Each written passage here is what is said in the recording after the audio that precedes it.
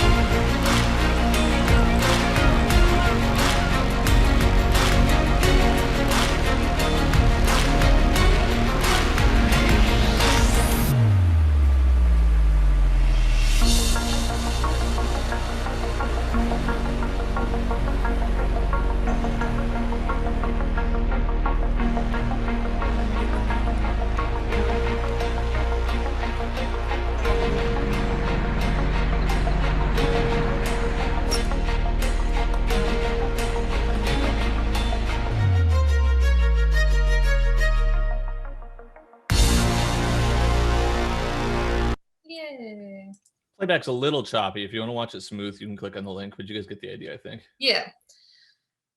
So that's our little demo. As you can see, we've done many things, from the creative to the technical, the industrial. So we run the gamut on that. So that leads us into our content right now. So one of the things that we have to make just choices on in our business is whether or not to say yes or to say no to projects. And that has a lot to do with what type of product you want to put out, and how much energy, how much investment, whether it's time investment, whether it's money investment that you want to put into it. So the first thing is making sure that you think about what you what your client is asking you and whether or not you can do that. So make sure that you take the time to do that. Don't make rash decisions. Because you might say yes and then find out that you can't, or you might say no and then find out that you can. And so that's a missed opportunity. Make sure that your services and your product, that you can expand yourself. So us doing ground video moved into doing aerials and combining them together. So sometimes you just gotta bring your skills up, not just provide one service, but being able to provide multiple. So one thing that I enjoy is Josh and I really do like to sit down and talk about our possibilities. So we make decisions together. We decide whether or not we can go forward. So being able to ask your team, I know that there are great Facebook groups that really do help you ask those questions and get those answers. And it's a litany of information out there. So make sure that you ask people whether or not something is good and whether or not you can provide that. And then connecting with people, connecting your clients to other people that might have that service that you might not be able to provide. And one things that we have is, as you can see, is our example of our Port of LA. Port of LA, it's a lot of fun. It's very interesting, but there's a lot of paperwork. And so being able to go through that paperwork and providing all the information for that service, you may not be able to. You may not have the proper insurance or so you need to make sure that you can get that so that you can provide that. And sometimes we have said no to projects because we could not provide that, and we pass them on to somebody we do. And that leads us into the opportunity that we have versus the distraction. So an opportunity, very easy. We know how to deal with the Port of LA now. So we can go Port of LA, Port of San Pedro. We can deal with the insurance. We can deal with the paperwork because we know it now. And we now have that opportunity, and now we can use that. But sometimes we don't have the right equipment for certain projects, and it may not be feasible. So using one of the Reds or the RE, it's just not good for us. So we tend to make that decision about not doing that one and keeping with what we can do. And we're having so much fun still. All right, now making the connections that you need to is really important, and it's kind of the fun part, if I say so myself. When I started here, I did not have the confidence in order to talk to people, but once I continued doing it, especially working with somebody like Josh, who really does love to do that, I was able to now sit at the booth and talk about these. And it's not just about the booth. You actually need to invest in making the connections. Interdrone, NAB, it's the simplest things, the most complicated things, just going out there and actually making sure that you invest in making those connections. And then once you exchange those business cards and those smiles and everything, you have to do the follow-up. And the best time to follow up on emails after you get a business card is that day. Send an email. Hey, it was really nice to meet you. I think we can do something. Let's set up a meeting. Now we're all using Zoom. We can all do this. I'll sit one-to-one. And one thing that I think is not taught in this situation is actually making friends. Going out, getting that coffee, getting that drink, actually getting together and is a new word made up, humaning, just being humans together. And this is what like something like Coffee Connections has done for me. I especially is being able to meet people and being able to actually talk to people. And that's definitely part of making those business connections and growing your own business.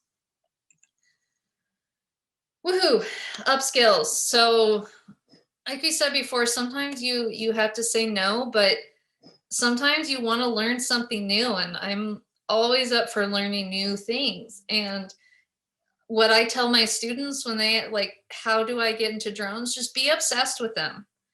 Just learn everything that you can possibly learn from that particular area, whether it's learning how to the public safety issues and learning about that, learning about the environmental aspect, and just making it part of you.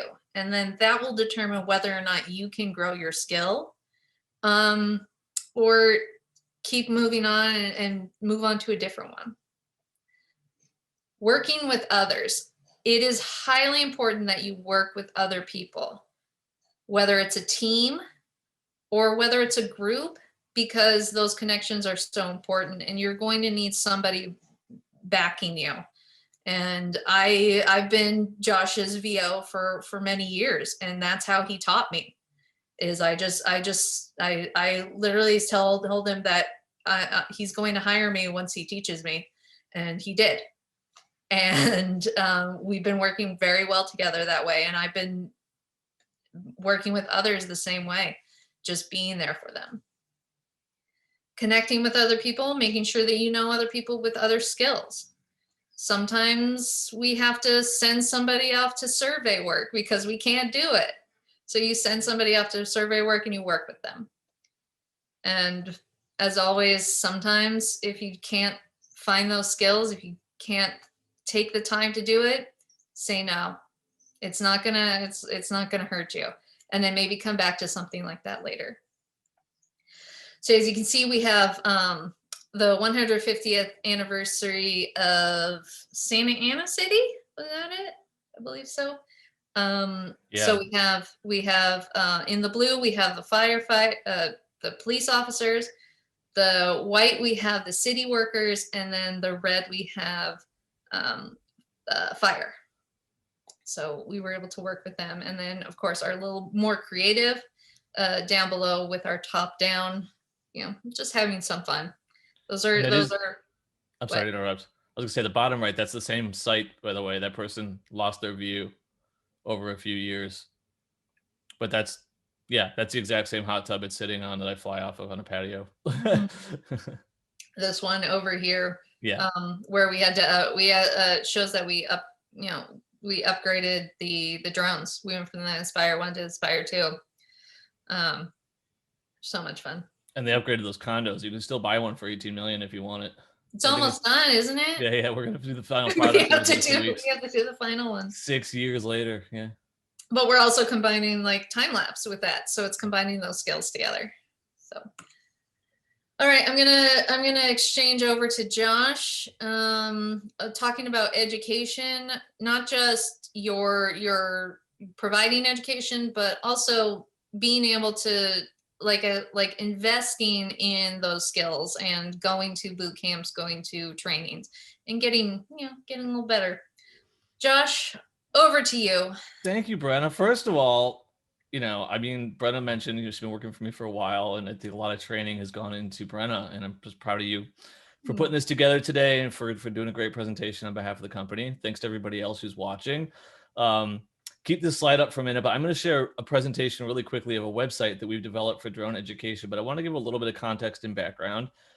Very quickly, I got into flying in 2013, and I was teaching at a community college, teaching video production at the time. And I remember bringing in the original Phantom 2, sharing it with my class. We went into the quad. It looked just like that picture there, except, well, that's a couple of years later at Cypress College, but I was at Golden West College at the time. And asking my students, how many of you, if you could do this forever for a living, would like to do this forever for a living? And literally every hand in the room went up. And I said, wow, this is something amazing. Word got out that I was teaching drone classes, but I wasn't. I was just using the drone to show my students how to get video from the sky. And long story short, I started the first Drone Educators Conference in 2014. I've coordinated 3 of those since.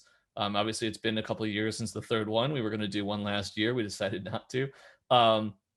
But we at the beginning, we were just trying to justify the industry. We were trying to convince the world, hey, this is a thing. Half of the people at the first Drone Educators Conference had never flown a drone before. They were sent there either by a dean or by a department chair going, hey, check this out. There's this thing about drones. I think we might want to do this. I think there might be some funding along the way. Can you go and represent? Literally half the room, they were not drone pilots. They were just trying to figure out, what are we talking about? Fast forward 3 years, and state of California had a $200 million annual grant for technical education. And a portion of that grant was supposed to go toward new and innovative vocations. And that brought in drones. And what was really amazing for me is to watch 5 different regions in the state of California receive anywhere from $1 million to $3 million in funding for drone education. And literally every single person who got that grant, who wrote for that grant, was at my first Drone Educators Conference. And a couple of them had said to me, we got into this because of you and because of that conference. And so there was literally $10 million in the state of California to start new programs throughout the colleges. I was overseeing 1.8 million in Orange County, California for 5 colleges. If you're interested, those are Fullerton College, Cypress College, Orange Coast College, Santa Ana College, and Golden West College. And we, with some of that money, put together a website. And so I want to share with you guys right now that website as a resource for drone education for workforce development. So give me just a moment. I need you to stop sharing your screen in order for me to share mine. Apparently, that's what it's yawping at me. I haven't used that word in a long time. Okay. So CaliforniaAutomated.com. We could put a link in the chat, but it is CaliforniaAutomated.com. I'm just going to give you an overview because I really want you to go and check it out. This is for you to share with people so that you can justify what you're doing, show people what you're doing, and help people to get educated. I'm not going to go through the entire site right now, but there are a couple different things I'm going to show you. One is the California Drone Connect map. And I realize that this mostly applies to the state of California, but I'm hoping that you guys duplicate this, replicate this in your states and where you come from. But what we have done here is we've taken a map, and the green are businesses that either hire drone pilots, work with drone pilots, or are drone pilots. The orange is colleges or universities that are public that teach drone classes in the state of California. And the idea here is that if a student wants to learn, and these are also divided by industry sectors. So I don't know, I'm going to zoom in a little bit. I'll click on this one here. So here's the Autonomy Foundation. Interestingly enough, they do Part 107 training. I'm going to move on to a couple others. Again, this is where we live in Orange County here. Here's Fullerton College, probably. Yep, Fullerton College. Here's Jay Seidel's information if you want to reach out to him. These are what they're teaching at Fullerton College. And so the idea here, again, is that, if students are looking for a place to go, they can. If business is looking for a place to hire students from, they can do that. And if students are trying to figure out who in this industry and what are they doing, here's somebody right here from Centauri Aerial. Here is somebody right here, Guida Surveying, Christine McDowell from Eaton.com. I mean, there's all these different companies that are flying drones, the OC Drone Photography. We're on here somewhere. LA Media Pros has an office down here. We're up in Tustin. Yeah, where my house is, right? No, it's the other office. Right there. 10 Digital Media. So basically the idea here is that people can connect and find people throughout the state of California. And you can do this as well, obviously.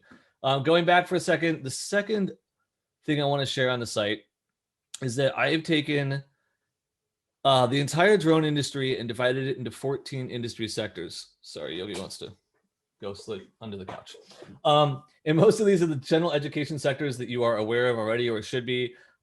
These should be no surprise to you. Some of them we just obviously applied to the drone industry. So it's like utilities, GIS, software development, science, public safety, military, manufacturing. Basically every job in the industry I have put into these categories. And then Brenna did an insane amount of work for us researching different articles of jobs in those industries. Again, we're trying to prove to the world this exists And if you want to learn what can you do for drones and digital media, here are a bunch of articles showing you what you can do. That said, I wanted to take this a step further. And one of the goals from the very beginning of the project was for us to do a podcast that would include video and audio and interview actual human beings who are working in the drone industry in the state of California. And I've gotten funding to do 28 of them. I have completed 20. We're actually going to start launching them within like the next week or two. I wasn't going to share this, but since we're here, here's one of my favorite episodes. Nobody has seen this yet. This is fresh just for you. If I can get my computer to play it while I'm also screen sharing. Hold on, let me just open it with QuickTime. One moment, please. Hard drive is waking up. But basically, I've interviewed, my goal was to do 2 people for each sector. And then these videos are going to go on, look at that, on sector pages. This is one of my favorite interviews that we did by far. Gorgeous. She hasn't seen this yet. You know what? Let me see if I can play the intro. You may not hear the audio very well, but here's at least the intro to the series. Check it out. Here we go. Sports. Whoa. In just about every community. Oh, I want to be a drone service provider, and I'm going to go to drone mapping. But for what? All of the things that I've done is to promote safety for our industry. But if you really want to go in depth into understanding what you're doing, community college, along with online learning, is a way to go. So anyways, that's kind of what a podcast is going to look like. I'm calling it a podcast because we're also using the audio to put onto audio podcast sites. But I'm going to have 28 of these, and I have been able to meet and greet and interview some absolutely incredible people with incredible stories. And it's really about them. It's really about their story and their lives and what they're doing. And yeah, these are going to start going live very, very soon. We're going to release like one every other day for the next 2 months. That's the plan with them. So keep an eye out for that. Share CaliforniaAutomated.com. Spend some time looking at it. The social media room, basically, I have a list here of different Facebook groups because I do believe very strongly that the drone world is on Facebook. I mean, I get jobs every week. We get jobs every week from Facebook, literally every week. Just got one yesterday. So, but these are some of the different groups that we belong to. I did not put the Drone Lounge on here, but you might want to check that out too. You actually might not want to check that out. But anyways, Stoffman's like, no, don't check that out. But these are the professional groups that we belong to. So that's pretty much what I have to share. We're happy to answer questions. And Brenna, back to you. All right. Who was that person? Hot. Hotness. All right. So here's our contact information. And also with the California Automated site, please, if you are on there or your company's on there in doing the state of California, and it's if the information's incorrect or you're not on there, make sure that you email please email me, because I'll be able to update it and get all the information on, because the more we have on there, the merrier, and we're able to see you, and those around California will be able to search for you. And I really hope that you guys will take what we learn and apply it to your business, or move it, bring it to the rest of the world and show our drones for good. And I'm very happy to do this. Thank you guys so very much. Can I address one of the questions in the chat real quick? Oh. It says wild card question mark. So you may have noticed the last category was wild card. And that's important because any job that didn't fit into the other 13 categories fits into the wild card category. Here's a morbid example. The person who's delivering ashes with a drone. That's a business. Someone's doing it. Okay. I don't know what sector that fits into, but that is a job. Justin Bieber in 2018 had a drone bar. The drones were mixing drinks and delivering drinks to people at his party. Again, I don't know what that fits into, but that's a job and someone's doing it. So these are the kind of things. I also put drone lawyers into the wild card category because that's technically not a technical education. That's Scott Stoffman over there. So there's a few subjects, industry jobs that don't fit anywhere else. They went there. Awesome. Well, thank you for addressing that, because yeah, there are some that just fit that wild card side. So what an amazing thing that you're doing. And I want to, before we maybe take some of the questions, if anybody has questions, I want to do a shout out for that, the port there in LA that you were filming and all that. That is not an easy task. And so learning to go through all the paperwork and the documentation, and I know Brenna mentioned insurance, and that's a lot to actually go through and get the authorizations to fly there. There's 6 different insurances you have to have. See? Yeah. And you have to pay a police officer $112 an hour for a minimum of 4 hours to sit in their car and do nothing. It's an amazing place to be, though. We Yeah. love flying there, but to get there is a little bit of a journey. We had sea life one time in the A little few port. times. Yeah. We've done we've ships. We've Oh, done. come on. There were mating dolphins in the bay while we were on a break flying. Like, it was the most magical thing to watch. The boss, like, I hope you guys aren't bored while you're on a break. We're like, no, we're watching the dolphins mate. He's like, the what? We're like, yeah, there's like a whole show going on down here. It was unreal. I've never No, seen. we have a good time, and it's totally worth all that paperwork. It's totally worth it. Yeah. It was so much fun, and we enjoy doing many projects for them. Yeah, we've flown there 20, 25 times. In fact, I didn't tell you, Brenna, we're about to do it again. They're putting lights on the cranes. You did tell me Oh, good. that we're doing them. Nice, good Cool. job. So like I said, I know that's a difficult hurdle to overcome. So in the beginning, is it one that you had passed off, and then through time you gathered the materials that you needed to make sure that you could handle the job? In line with what you were saying, there are some times that you need to say no.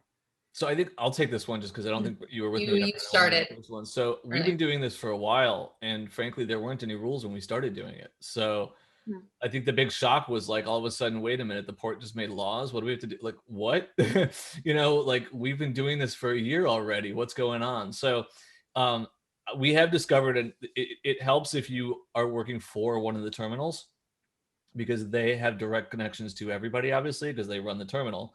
For those who don't know, the port's divided into companies they call terminals. I'm just going to leave it at that. And there's probably 50 of them just in LA alone. So once you have permission from them to fly, because they're hiring us to do it, it makes it much easier because you get a letter from them. You incorporate that letter along with everything else that they require.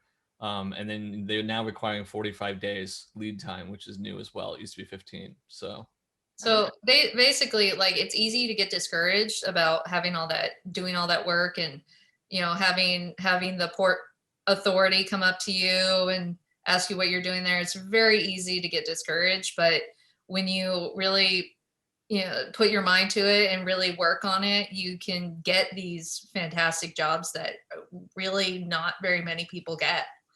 So we're very happy that we have the port and being able to know the process.